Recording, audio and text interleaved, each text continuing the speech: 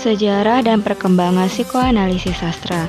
Munculnya pendekatan psikologi dalam sastra disebabkan oleh meluasnya perkenalan sarjana-sarjana sastra dengan ajaran-ajaran Freud yang mulai diterbitkan dalam bahasa Inggris, yaitu Tafsiran Mimpi atau The Interpretation of Dreams dan Three Contributions to a Theory of Sex atau 3 sumbangan pikiran ke arah teori seks dalam dekade menjelang Perang Dunia.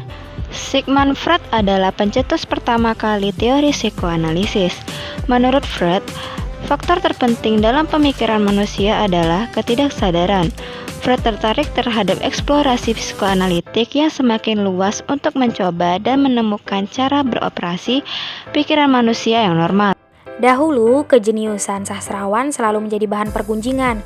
Sejak zaman Yunani, kejeniusan dianggap kegilaan dari tingkat neurotik sampai psikosis. Penyair dianggap orang kesurupan, ia berbeda dengan yang lainnya, dan dunia bawah sadarnya yang disampaikan melalui karyanya dianggap berada di bawah tingkat rasional. Namun, pengarang tidak sekedar mencatat gangguan emosinya, ia juga mengolah suatu pola arketipnya, seperti suatu pola kepribadian neurotik yang sudah menyebar pada zaman itu. Kemudian, ilmu tentang emosi dan jiwa itu berkembang dalam penelitian karya sastra. Inilah penyebab lahirnya psikoanalisis sastra. Dalam sastra Indonesia, pendekatan psikologi berkembang sejak tahun 60-an, antara lain oleh Huta Galung dan Omar Jati dalam buku pembahasan masing-masing Atas Jalan Tak Ada Ujung dan Ateis. Pendekatan ini bertujuan untuk memberikan pertolongan agar dapat membaca drama atau novel secara benar. Langsung saja materi yang dapat saya sampaikan yaitu tentang teori-teori psikoanalisis sastra. Psikoanalisis dalam karya sastra berguna untuk menganalisis secara psikologis tokoh-tokoh dalam drama dan novel. Terkadang pengarang secara tidak sadar maupun secara sadar dapat memasukkan teori psikolog yang dianutnya. Psikoanalisis juga dapat menganalisis jiwa pengarang lewat karya sastranya.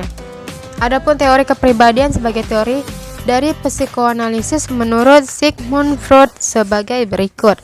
Yang pertama yaitu ID. ID berasal dari bahasa Latin yang berarti itu atau dia untuk benda. ID merupakan bagian ketidaksadaran yang primitif di dalam pikiran.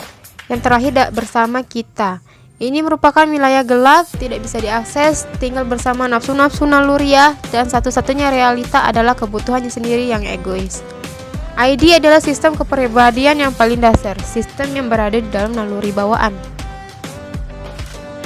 2. Ego. Ego berasal dari bahasa Latin yang berarti aku. Ego merupakan bagian dari pikiran yang bereaksi terhadap kenyataan eksternal dan yang dianggap oleh seseorang sebagai jin. Ego adalah sistem kepribadian yang bertindak sebagai pengaruh individu kepada objek dari kenyataan dan menjalankan fungsinya berdasarkan realitas. Freud menjelaskan bahwa ego adalah bagian dari ID yang berkembang dalam rangka menghadapi ancaman dari dunia luar. Ego secara konstan membuat rencana untuk memuaskan ID dengan cara yang terkendali.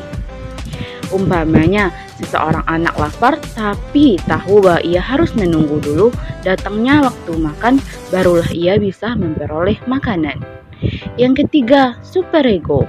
Superego adalah sistem kepribadian yang berisikan nilai atau aturan yang bersifat evaluatif atau menyangkut baik dan buruk. Cara kerja superego merupakan kebalikan dari cara kerja ID.